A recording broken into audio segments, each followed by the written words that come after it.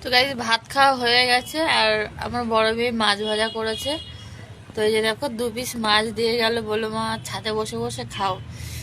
কেন, মা আমাদের আজ বাজার করতে একটু দেরি হয়ে গেছে, তো আর মাছটা রান্না করিনি।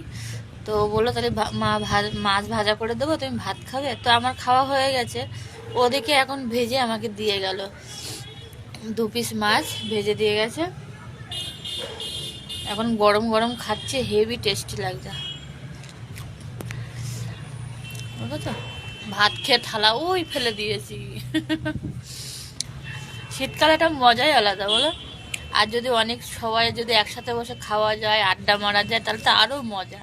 কিন্তু কি করব, কলকাতা শহরে একাই মজা নিতে হয়, দোকান হওয়া যায় না বেশি একটা। বাবার বাড়ি গেলে তখন সবাই মিলে খুব আনন্দ করা যায়। তো কপালে নেই, এখন এই সময় তো যাওয়া যাবে না, কেন বাচ্চাদের সব পরীক্ষা আছে। এই জন্য আমি আর যাব না, ওদের জন্য আমি কোথাও এমনি যেতে পারি না। তো চলো গরম গরম মাছ ভাজাটা খেয়ে নিই। আর কে কে গরম গরম মাছ ভাজা খেতে ভালোবাসো, রোদ্দুরে বসে ছাদে, কমেন্টে জানিও।